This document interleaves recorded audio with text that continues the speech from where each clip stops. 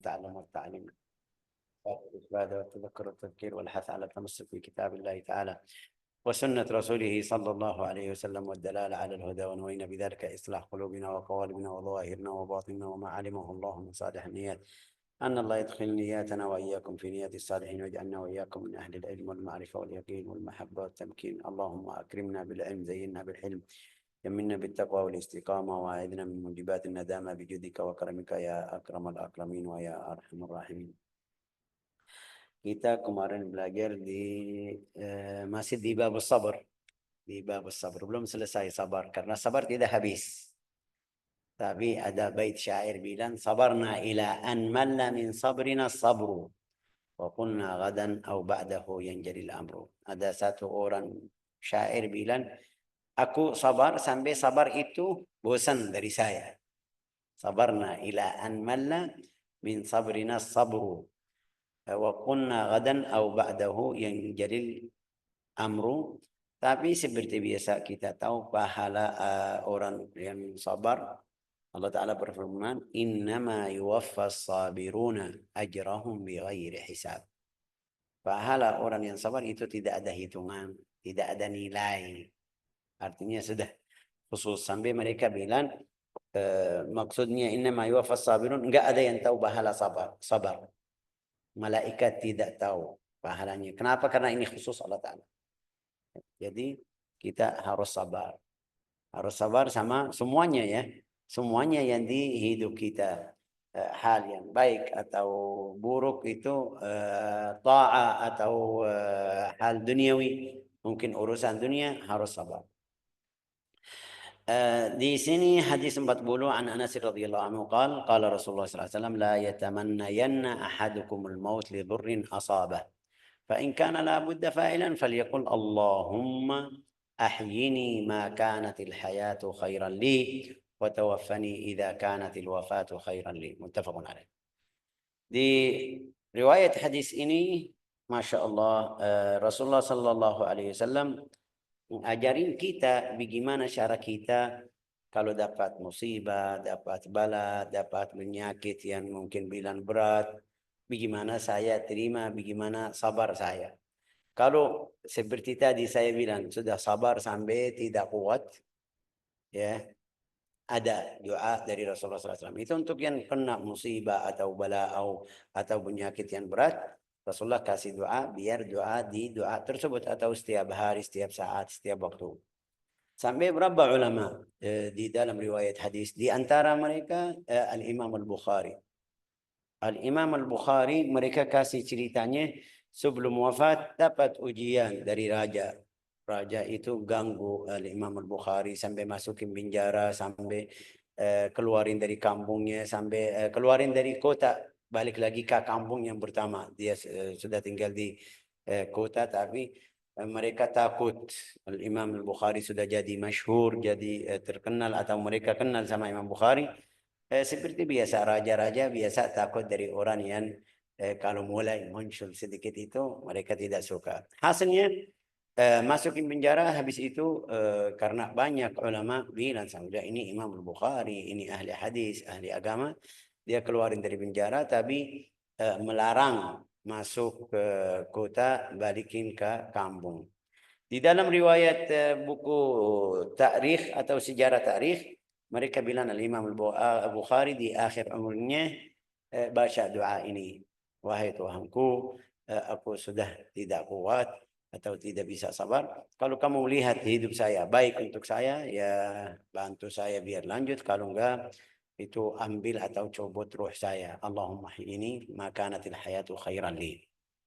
Tapi doa Al-Imam Al-Bukhari artinya mirip.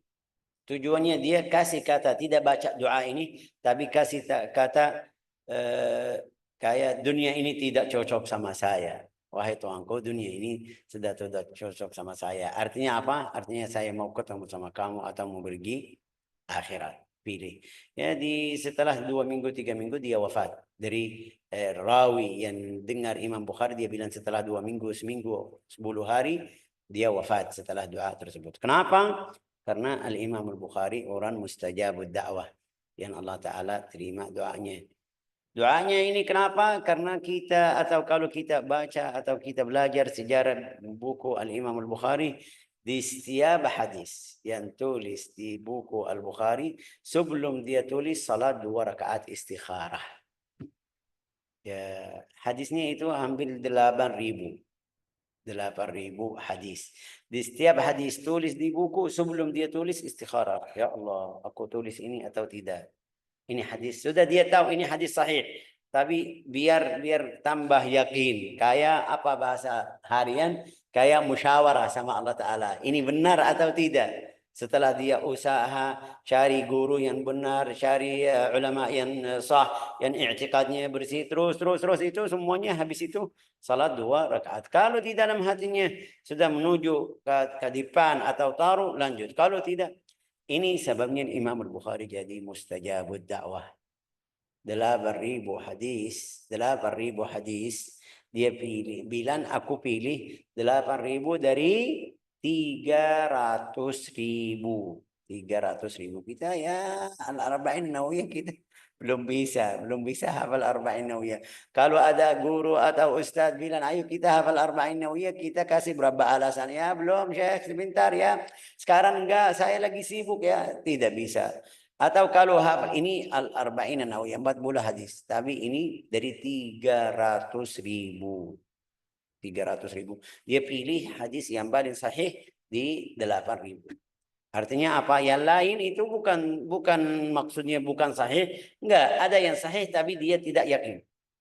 Ya, Al-Imam Ahmad bin Hanbal bilang aku pilih musnadnya itu 40.000 hadis. 40.000 hadis musnad al-Imam Ahmad. Dari 1 juta hadis yang dia hafal. 1 juta hadis, semuanya hadis sahih, dhaif sudah hafal, dapat.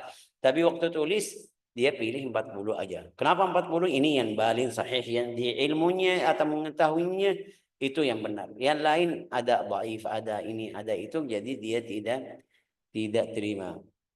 Ini sekarang kita tidak cerita mereka, tapi salah satu contoh Al-Imam Al-Bukhari, dia ikut doa ini. Al-Imam Ahmad bin Hanbal sama. Ada beberapa ulama yang di akhir umurnya dapat ujian, mereka doa di doa ini. Ini biar kita tidak keluarin kata-kata tidak bagus. Kadang-kadang kata yang kecil itu na'udzubillah jadi riddah, termasuk atau masuk di riddah. Jadi hati-hati. Kalau kena musibah atau kena bala, mau doa, jangan kamu doa sama diri sendiri, ya Allah habisin saya atau cepat. Kenapa? Karena kita tidak mengetahui. Artinya juga kita tolak takdirullah. Mungkin setelah penyakit ini yang hari ini lagi sakit atau minggu ini, kita sudah tahu atau sudah mengalami berapa orangnya masuk rumah sakit sampai kita bilang mungkin dia meninggal. Kita lagi nunggu kapan, tiba-tiba ya sembuh sedikit ya, hidup berapa tahun lagi juga dalam keadaan baik. Ada berapa orang yang kemarin kita di belajar tasawuf, setelah bala tersebut dia sadar, ya Allah Ta'ala kasih kesempatan kepada saya biar saya perbaiki hidup saya. Ada berapa orang? Kalau kamu bilang ya Allah ambil saya atau cepat saya meninggal, mungkin kamu wafat di dalam keadaan yang masih kurang ibadah, kurang istiqamah, kurang taat, nanti jadi ahli neraka. Jadi kamu kasih pilihan kepada Allah Ta'ala. Ini pilihannya, coba baca Ibu Eda baca hadis ini. Ya, Syekh. Dari Anas radhiyallahu an berkata, Rasulullah shallallahu alaihi wasallam bersabda, janganlah salah seorang di antara kamu sekalian menginginkan mati karena ia tertimpa kesulitan. Seandainya ia terpaksa ini harus... terjemahnya bagus, terjemah kesulitan itu semuanya sudah bala. Kadang-kadang anaknya, kadang-kadang suami, kadang-kadang istri, kadang-kadang di tempat kerja, kadang-kadang penyakit. Ya, ada berapa orang cari rezeki itu banyak yang kita mengalami di Yaman, dimanapun. Kadang-kadang sampai ada yang membunuh diri sendiri. Itu semuanya masuk. Lanjut, ha? Seandainya ia terpaksa harus berbuat seperti itu, maka ucapkanlah, wahai Allah, langsungkanlah hidup saya, bila hidup ini lebih baik bagi saya. Ini pilihan kepada Allah Ta'ala ya kan? Tapi juga di dalam cara yang adab. Wahai Tuhanku, kalau kamu tahu hidup saya bagus, itu ayo. Kalau enggak, ini beda sama yang ya Allah ambil saya atau ya Allah matikan saya dalam ini. Kayak tidak terima itu. Ya nanti itu Allah Ta'ala tahu hidupmu yang paling afdal atau tidak, itu masalah. Enggak ada yang bisa bilang Allah Ta'ala, tidak ada yang tanya sama Allah Ta'ala kenapa bilang melakukan ini atau enggak. La yus'al amma yaf'al wa mis'alun. Lanjut, Allahumma ahyini ma kanatil hayatu khairan li. Terus, dan matikan saya bila mati itu lebih baik bagi saya. ya, ada yang bilang Syekh itu mati, enggak ada yang mati baik. Mungkin ada yang bilang mati sudah mati tidak baik. Enggak. Kadang-kadang dia matinya baik untuk orang tersebut. Kalau dia orang dosa, itu mati dia berhenti.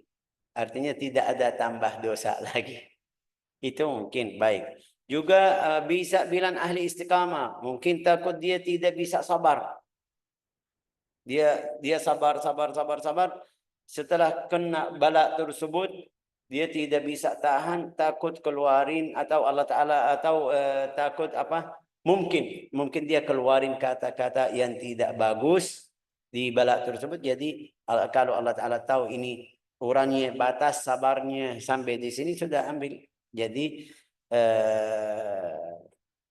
ini masuk di al-iman billah azza wa jal wa bi taqdirillah, al-iman bil qada wal qadar. Oke. Yang kedua, an Abi Abdullah Khabbab bin al-Arat. Hadis yang ke-41, wa an Abi Abdullah Khabbab bin al-Arat. Khabbab bin al-Arat itu orang yang pertama atau orang yang sabiqun masuk agama Islam, itu orang yang pertama seperti Sayyidina Abu Bakar, Umar, Uthman, ini Sayyidina Khabbab bin al-Arat. Tapi juga dia budak. Khabbab bin al-Arat itu budak untuk perempuan dari Quraisy. Perempuannya itu jahat. Dia kerja besi, ya kan, Bu Eda, kerja besi yang bisa panasin besi sampai jadi merah itu. Namanya apa gitu? Tukang besi, ya kan? Ya, tukang besi. Hadid ya, Syekh. Al-hadid, kerjaannya di situ atau kerjaannya itu. Mereka bikin bedang, bikin alat berang ya yang mereka butuh di zaman mereka seperti sekarang kita. Perempuan tersebut setelah ini masuk agama Islam, setelah Sayyidina Khabbab bin al-Arat, dia siksa Sayyidina Khabbab berkali-kali, taruh atas besi yang panas itu berkali-kali. Tapi subhanallah, iman mereka luar biasa. Kita kalau kena duri aja, kalau kena duri kabur sudah, nggak mau ikut. Kalau kena kata aja, kata fulana bilang sama beliau, kamu tidak, sudah kabur, pergi dari mungkin bilang sekolah, dari tempat karya. Dan ini kata mereka sabar sama ini siksa atas. Di dalam riwayat dia bilang berkali-kali, taruh besi yang panas, tidurin saya atasnya. Ini luar biasa, luar biasa. Artinya saya kasih contoh dari hidup Khabbab bin al-Arat biar kita faham kenapa dia datang ke Sayyidina Rasulullah SAW di hadis ini. Dia bilang apa? Coba baca, Bu. Dari Abdullah Khabbab bin al-Arat radhiyallahu an berkata, kami mengadu kepada Rasulullah Shallallahu Alaihi Wasallam. Mengadu ya. Kami mengadu. Oke, Bu. Mengadu itu syakauna ila Rasulillah sallallahu alaihi wasallam. Kenapa? Karena siksa tadi. Ini bukan dia sendiri aja. Kita sudah tahu cerita Bilal, kita sudah tahu cerita Ammar bin Yasir, kita tahu cerita Sumayyah atau saudara Ammar, semuanya keluarga Ammar, Abu Bakar, Umar, sahabat, tabi'in, semuanya itu dapat. Dia bilang karena ini orang yang berani, juga mungkin sabarnya seperti tadi bilang sudah habis, tidak kuat lagi, datang kepada Rasulullah SAW. Dia mengadu. Ya Allah. Terus apa itu? Rasulullah di mana waktu itu? Sedangkan beliau sedang berbantalkan sorbannya di bawah lindungan Ka'bah. Di bawah Al-Ka'bah, di bawah ini, di bawah bangunannya, di bawah apa tadi? Bayangan.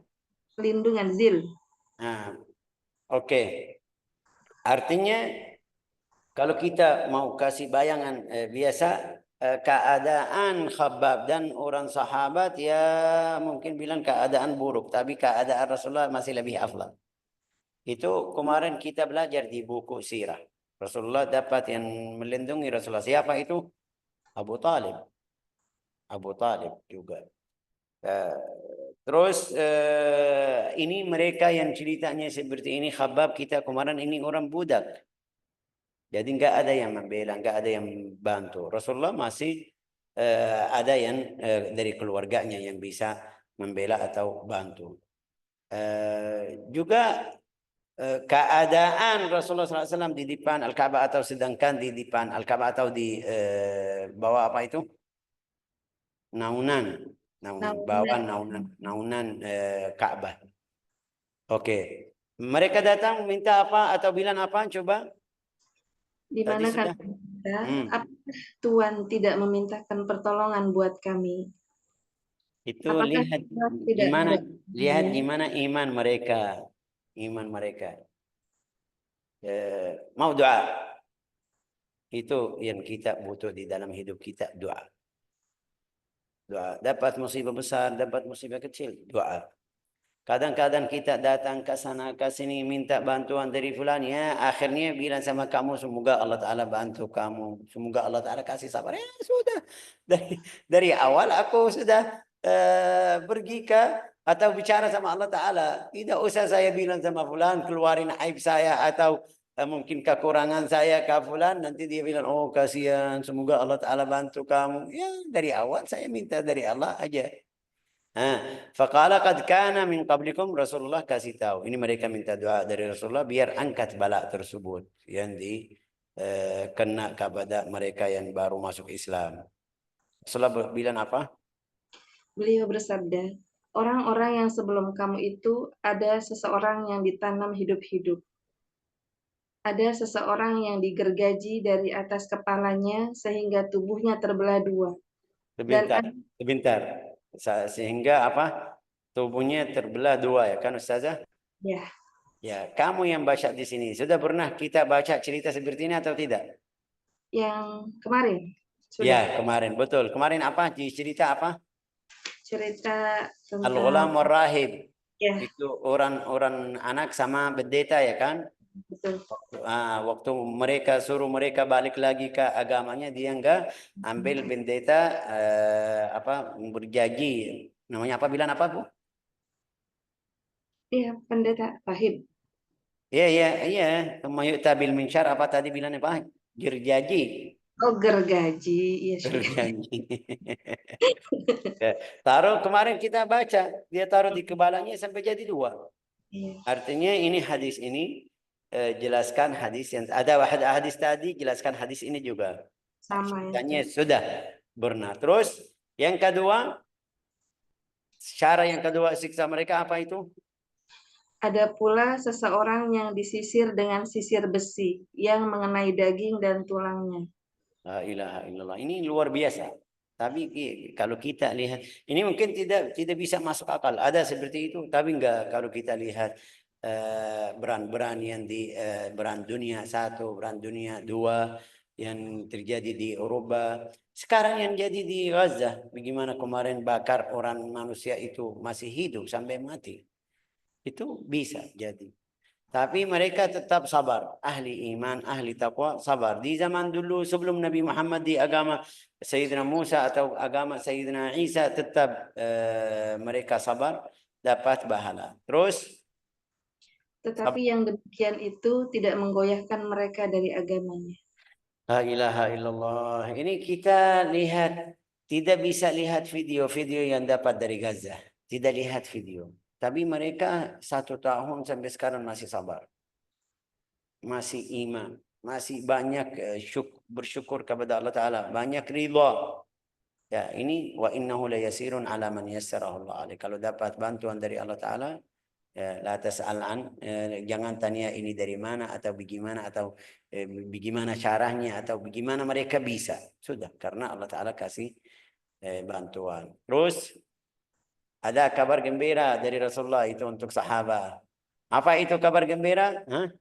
Demi Allah, Allah pasti akan mengembangkan agama Islam ini hingga merata di San'a sampai ke Hadramaut, di mana masing-masing dari mereka tidak takut melainkan hanya kepada Allah, melebihi takutnya kambing terhadap serigala. Tetapi kamu sekalian sangat tergesa-gesa. Kasihan. Mereka lagi buru-buru ya, buru-buru lihat agama Islam. ini والله لا يتمنى الله هذا الأمر حتى يسير الراكب من صنعاء إلى حضرموت. Kenapa Rasulullah bilang min San'a ila Hadramut, tidak bilang dari Makkah ke Al-Madinah, tidak bilang dari Irak ke Makkah contoh.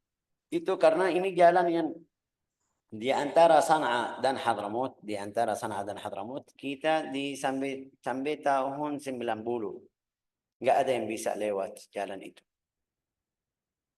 Banyak yang bahasa Indonesia apa itu qati' at-tariq, Ustaz Aidah? Qati' at-tariq? Tersesat. Enggak, bukan. Qati' at-tariq yang ambil harta orang dan membunuh. Begal. Begal. Itu banyak. Masih sampai 90 enggak ada yang bisa. Sekarang itu dari 94 mereka bikin jalan jadi aman. Ini sudah dari berapa khilafah Islamiyah sudah aman dari waktu Rasulullah. Tapi Rasulullah SAW kasih tahu satu tempat yang paling buruk, mungkin bilang di Pulau Arab. Kenapa paling buruk? Karena kalau di jalan dari Makkah ke Al-Iraq atau dari Asyam, itu mereka sering jalan, sering pergi. Tapi yang dari San'a ke Hadramut itu enggak ada yang jalan atau takut. Hatta yasir, ini contoh. Juga yang kedua, karena dari San'a sampai Hadramut itu jauh. Kalau kita bilang dari Makkah ke Al-Madinah ini berapa ratus, 300 atau berapa kilometer dari Makkah ke. Tapi dari San'a ke Hadramut itu hampir 1.200. Lumayan bagus, jauh, tapi ada lebih jauh, tapi yang seperti tadi bilang di antara negara Arab, tapi mereka jahat. Hatta yasir rakib min San'a ila Hadramut la yakhafu illa Allah wadhi'ba ala ghanami walakinnakum tasta'jilun. Ini karena beran sekarang balik lagi. Kalau ada yang lewat jalan itu tidak ada rombongan ya, kadang-kadang mereka ambil hartanya. Itu berapa orang yang datang dari Arab Saudi lewat tempat tersebut ya, kadang-kadang dia selamat sendiri, mereka ambil hartanya, ambil mobilnya. Ya, kadang-kadang tidak selamat, sudah mereka lihat setelah berapa hari, 2 hari, 3 hari di jalan sudah mati. Nasallallahu salamah wal afiyah. La yakhafu illallah wa dhi'b ala ghanamih. Jadi di hadis ini ada berapa pelajaran? Yang pertama apa itu? Madhus sabr ala al-adab fid din. Rasulullah puji sabar untuk agama, karena kasih contoh yang 2 orang itu yang dari zaman dulu, berarti mereka beruntung. Yang kedua, tahaqqaqa ma akhbara bihi Nabi. Itu Rasulullah bilang nanti mereka jalan dari San'a ke Hadramut itu sudah setelah Rasulullah SAW wafat. Jadi di al-khilafah al-Uthman, khilafah sahabat, tabi'in, waktu hurub ar-riddah itu sudah jalan, mereka jalan. Oke. استتباب الأمر من دلائل النبوة صبر أصحاب النبي على العذاب بقلوب الراضية. Ini Rasulullah bilang sama mereka, ya sabar, kamu yang sebelum kamu ada ini mereka sudah terima, tidak bilang ya itu urusan mereka, kenapa saya, enggak, mereka tetap terima. Ini hati mereka luar biasa. Sahabat ridwanullah tabaraka wa ta'ala alaihim terima hal tersebut. Ya, kadang-kadang kita kasih nasihat, fulan sabar, ini ada fulan, enggak, musibah fulan beda sama saya, ini saya ini, ya kasih alasan, tapi sahabat terima. Rasulullah bilang sama mereka, tapi kamu buru-buru. Terus qala innama li'annahum ra'aw radiyah. وشكواهم ليست عن تضجر وتبرم وإنما لأنهم رأوا في السلام التفرغ للعبادة. Ini mungkin ada yang bilang ini kenapa mereka kurang ajar, datang ke Rasulullah bilang wahai Rasulullah ini bagaimana?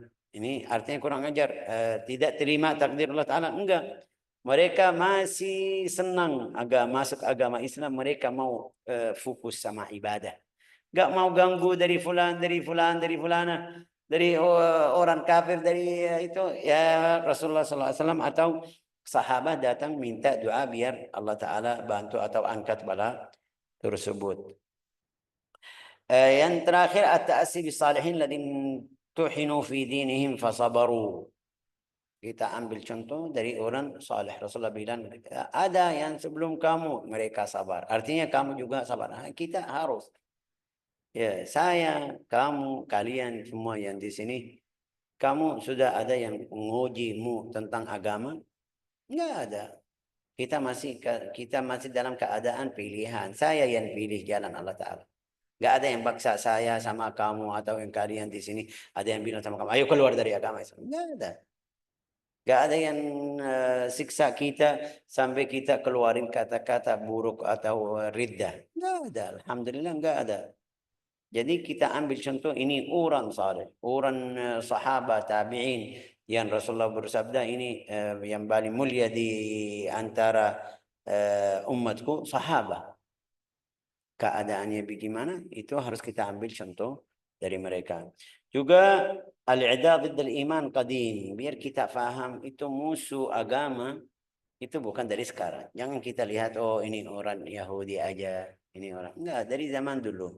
Zaman Sayyidina Musa ada yang musuh, ada musuh Sayyidina Musa dan temannya. Zaman Sayyidina Isa juga sampai kita tahu mereka mau membunuh Sayyidina Isa. Ini Rasulullah kalimatullah, sudah kalimatullah. Tapi mereka tidak terima. Ya, Nabi Muhammad dan sahabat ya sampai saat ini. Ada berapa orang kadang-kadang kita tahu orang saleh, tapi pasti ada fulan jahat sama beliau, ganggu. Ya itu biar tahu jalan kita sudah benar atau tidak. La ilaha illallah Muhammadur Rasulullah sallallahu alaihi wasallam.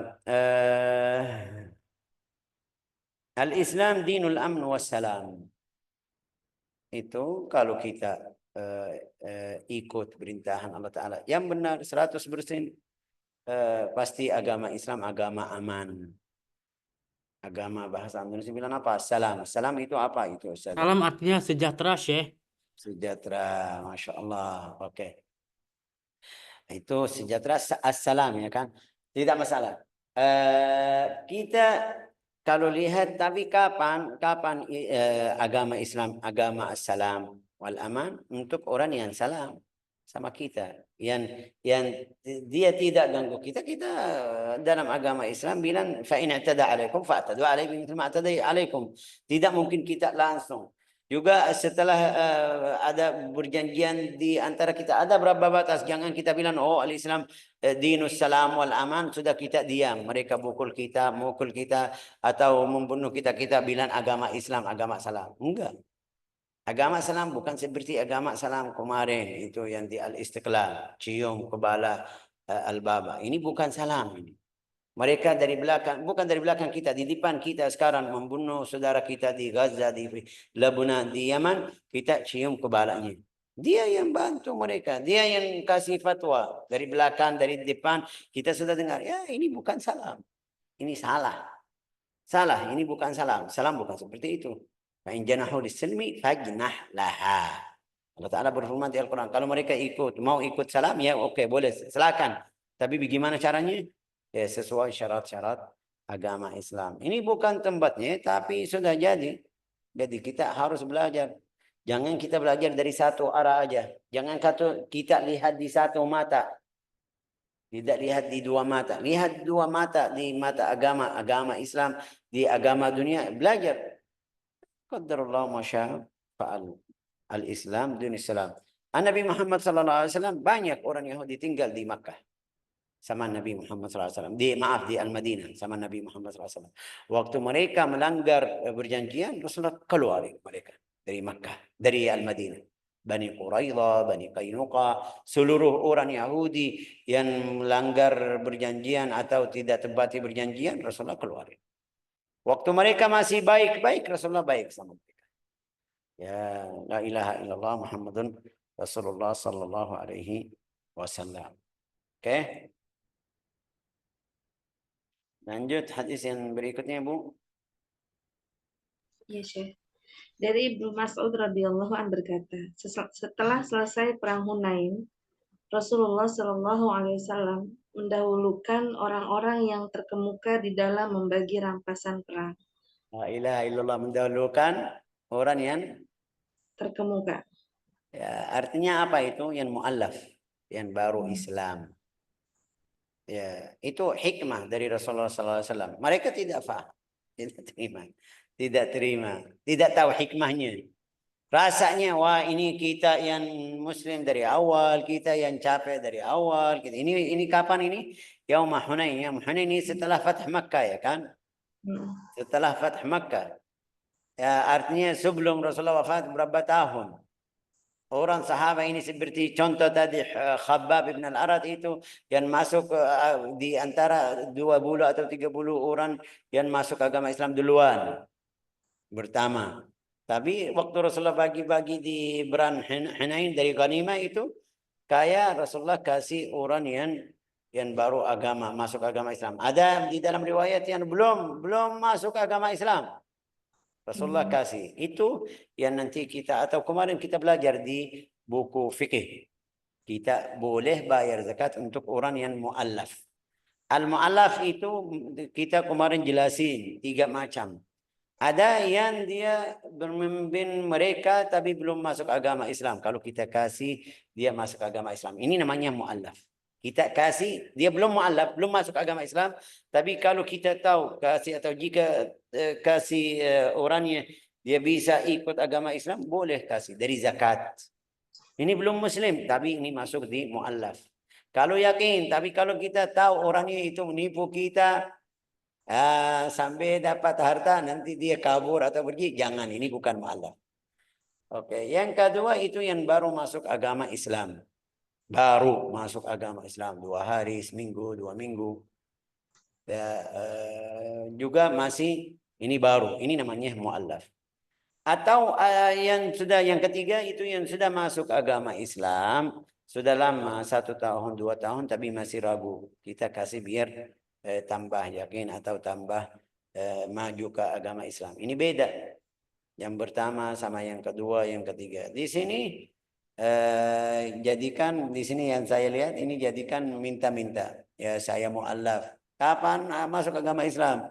Dia bilang ya sudah 30 tahun yang lalu atau 20 tahun yang lalu.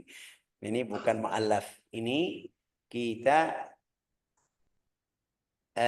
bisa bilang mu'allaf dalam bahasa harian. Mu'allaf itu yang apa itu? Mu'allaf dalam bahasa harian. Yang ditanggung, Syekh. Enggak. Ryan, sebentar, biar saya fokus. Al-mu'allaf itu dalam bahasa harian yang kita setiap hari kasih sampai dia sudah setiap hari minta, ini kayak lihat ini hak saya. Jadi setiap hari datang. Ini namanya ta'allafa. Sara mu'allafan atau alifa hadha syai. Alifa ya. Dari alif. Ala kulli hal. Ini hukumnya bagaimana? Ya, ini kita hati-hati. Jadi al-mu'allaf 3. Yang pertama itu yang belum masuk agama Islam, tapi kalau kita kasih dia pasti atau yakin datang atau ikut kita, ini namanya mu'allaf. Yang kedua itu yang baru masuk agama Islam. Yang ketiga yang sudah masuk tapi imannya masih lemah, mungkin kita kasih sampai dia sampai imannya jadi kuat. Terus Rasulullah SAW di sini kasih siapa itu? Fa'aqra al-aqra fa'a'ta. Coba baca, Bu. Ya, di mana beliau memberikan 100 onta kepada Al-Aqra. Beliau memberikan 100 Al-Aqra, sebentar. Al-Aqra bin Habis. Al-Aqra bin Habis ini sudah masuk agama tapi imannya masih lama. Lihat berapa? Bin Habis atau bin Haris ya? Itu di hadis bin Habis yang saya hafal, bin Habis. Ya, bin Habis. Fa'ata al-Aqra bin Habis mi'atan minal ibil. Mi'atan minal ibil, saya sudah pernah di sini jelasin, bilang itu 100 ekor unta seperti 100 mobil. Berarti 100 mobil tuh Rasulullah bilang. Dia lihat ada 100, bilang, oh ini banyak Rasulullah. Rasulullah bilang, banyak wahai Muhammad. Rasulullah bilang, kamu suka? Mau ini? Ya, ambil semuanya. Aduh, dikata yang mudah. Ini yang kita kemarin belajar di buku tasawuf Zuhud. Walau dapat. Itu sudah milik Rasulullah. Tapi bilang sama dia, ambil semua. Tidak ada syarat. Kalau kamu masuk agama Islam benar-benar saya kasih. Setelah saya kasih, hati-hati. Enggak. Rasulullah bilang, suka atau minta, ya ambil semua. 100 ekor. 100 saja kita bilang kemarin harganya 200. 1 ekor 200 kali 100. Ayo bismillah. Hitung. Luar biasa. Apalagi mereka lihat itu bukan mereka lihat. Harta mereka yang paling mulia itu unta. Seperti sekarang kita bilang mobil yang terakhir atau mobil yang paling bagus. Itu zaman mereka. Rasulullah kasih 100. Ya, luar biasa. Ini Al-Aqra' bin Habis. Terus wa Uyainah bin Hisn. Beliau memberikan 100 onta kepada Uyainah bin Hisn. Berapa artinya 100 juga. Ada di riwayat lain itu Uyainah bin Hisn itu satu wadi. Wadi apa itu? Ustazah, wadi lembah. Lembah. Ada satu lembah di dalamnya ada berapa ekor kambing sampai mereka setelah dia minta dari Rasulullah kasih itu 300 ekor kambing. 300. Luar biasa. Sampai mereka ini lihat kenapa tadi bilang namanya mu'allaf, yata'allafu bihan nas, biar mereka masuk agama Islam. Ini 2 orang setelah mereka balik atau kembali lagi ke kampungnya bilang, wahai kaumku ikut Muhammad karena Muhammad kasih, tidak takut dari fakir atau kemiskinan. Ya, banyak dari kaumnya ikut. Awalnya ikut minta dunia. Minta onta, minta kambing, minta emas atau harta. Tapi akhirnya mereka setelah masuk agama Islam itu berubah. Ya. Terus wa a'ta nasan min asyrafil Arab wa atharahum yawma idzin fil qismah. Terus Bu. Dan beberapa pemuka bangsa Arab yang didahulukan oleh beliau di dalam pembagian. Bilang bangsa Arab. Kenapa bilang bangsa Arab? Ini mereka bangsa Arab juga. Abdullah bin Mas'ud. Ya, maksudnya selain orang Quraisy, selain orang sahabat yang sudah dari awal. Selain, terus. Dan beberapa pemuka bangsa Arab yang didahulukan oleh beliau di dalam pembagian rampasan perang pada hari itu.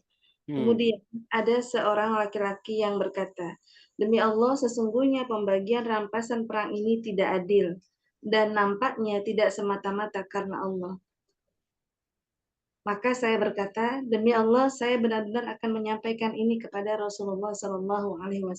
Ini mungkin kita bisa bilang, oh ini orangnya syarif fitnah ya kan. Kenapa sampaikan kata seperti ini? Tapi enggak, karena mereka cemburu atau mereka marah kalau ada yang ganggu Rasulullah, dia tidak bisa diam, tidak bisa tahan. Ini satu. Yang kedua, Rasulullah aman, masih punya wahyu. Masih ada wahyu. Nanti, coba apa yang terjadi? Kemudian saya datang kepada beliau dan menceritakan apa yang dikatakan oleh laki-laki tadi. Tiba-tiba berubahlah wajah beliau bagaikan kesumba yang merah. Kemudian bersabda, siapakah yang... Bagian kayak seperti apa tadi? Di sini artinya kesumba. Nggak tahu siapa ya kesumba. As-sirf itu Bu, macamnya as-sirf itu saya bahasa Indonesia yang warnanya seperti emas tapi bukan emas. Macamnya apa itu? Perak. Apa bukan, warna? bukan, jangan warnanya sama. Kadang-kadang mereka jual cincin tapi warnanya emas tapi dia tidak emas. Namanya apa bahasa Indonesia? Imitasi itu. Hah? Imitasi. Itu namanya surf. Itu namanya surf. Sudah bikhtisar syadid. Palsu. Apa itu? Emas, kita bilang emas palsu. 2 hari, 3 hari sudah hilang ya kan? Maksudnya berubah wajah Rasulullah SAW. Marah. Di dalam riwayat hadis lain, wa kana sallallahu alaihi wasallam idza ishtadda ghadabuhu marra wajhuhu. Wajahnya jadi merah. Itu jelasnya kasirf. Tapi maksudnya berubah. Marah Rasulullah SAW luar biasa. Terus habis itu Kemudian bersabda, siapakah yang adil bila Allah dan Rasul-Nya dianggap tidak adil? Beliau bersabda lagi, semoga Allah senantiasa melimpahkan rahmat kepada Nabi Musa, karena beliau telah disakiti hatinya melebihi apa yang menimpa pada diriku. Tetapi beliau tetap sabar. Saya berkata, tidak jadi apa, saya tidak menyampaikan berita semacam itu lagi kepada beliau sesudah peristiwa itu. والصرف ini lihat kata الصرف هو بكسر الصاد المهملة وهو صبغ أحمر. Apa itu صبغ أحمر? Ini bisa masuk seperti bilang Ja'faran warnanya. Hasilnya wajah Rasulullah SAW jadi merah. Ini di cerita ini awal cerita Al-Khawarij dalam riwayat hadis. Dalam riwayat hadis Al-Khawarij mulai dari situ. Ini orang yang pertama dari Al-Khawarij. Setelah cerita jadi atau setelah bilang seperti itu, ini orangnya sampaikan kepada Rasulullah SAW, bilang faman ya'adil idh lam a'adil. Kalau saya tidak adil, siapa yang bisa jadi adil? Kalau Allah Ta'ala dan Rasulnya. Semua kali itu tambahan dari Rasulullah biar menangkan diri sendiri. Ya rahimallahu Musa akhi qad udiya. Semoga Allah Ta'ala rahmati kepada Musa karena mereka ganggu lebih dari itu. Ini biar dia tenang sendiri diri sendiri. Tapi di sini cerita ini panjang sekali karena orangnya itu ada beberapa hal yang bilang seperti itu. Ini yang bilang wahai Rasulullah harus kamu adil atau jadi adil, itu orangnya juga bilang kalau Rasulullah meninggal saya nikah sama istrinya Aisyah. Terus ada cerita yang ada satu kata lagi, ya maksudnya orangnya itu keluarin kata-kata yang kurang ajar sama Nabi Muhammad sallallahu alaihi wasallam. Dalam satu hari dia datang, ceritanya ini Dzul Khuwaisirah, namanya Dzul Khuwaisirah Tamimi. Namanya Dzul Khuwaisirah. Nama orang yang tadi bilang seperti itu, Dzul Khuwaisirah At-Tamimi. Dalam satu hari masuk salat mau masjid Rasulullah bersabda, "Yadkhulu alaikum rajulun min ahli an-nar." Masuk di antaramu satu orang dari ahli surga, neraka.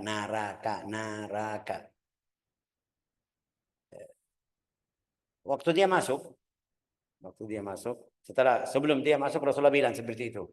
Nanti atau sedikit lagi ada satu orang yang datang itu ahli neraka. Waktu dia masuk ke majlis tersebut, Rasulullah ada, Abu Bakar, sahabat, tabi'in. Sahabat itu lihat orangnya ini, kita tidak lihat orang yang fasik melakukan hal yang mungkin maksiat atau dosa atau keadaannya ya baik-baik di antara kita. Bingung waktu lihat. Tapi Rasulullah tahu apa yang di dalam hati mereka. Allah Ta'ala kasih tahu. Rasulullah tanya sama beliau, si fulan ini Dzul Khuwaisirah, waktu kamu masuk bagaimana keadaanmu? Lihat yang di masjid itu orangnya baik atau tidak baik? Dia bilang, enggak ada yang lebih baik dari saya di masjid ini. Padahal Rasulullah ada, Abu Bakar ada. Dia lihat diri sendiri lebih afdal dari semuanya. Ini yang namanya Al-Qail. Al-Qail yang bilang aku yang paling afdal atau paling mulia, atau di masjid ini enggak ada yang paling afdal atau paling mulia dari saya. Ada beberapa cerita dari buku hadis, buku sirah tentang orang yang ini namanya Dzul Khuwaisirah At-Tamimi. Tapi di riwayat hadis ini nanti ada di bab Riyadhus Shalihin tentang Al-Khawarij ada beberapa hadis. Tapi kita di sini belajar ambil pelajaran yang Rasulullah puji Sayyidina Musa rahimallahu akhi Musa laqad udhiya bi aktsara min hadza fasabar. Cerita Dzul Khuwaisirah nanti kita belajar insyaallah di bab yang khusus. Ja'alana Allah wa iyyakum min ahli al-iman waffaqana wa iyyakum lima yuhibbu wa yardah. Innahu akramul akramin wa arhamur rahimin walhamdulillahi rabbil alamin.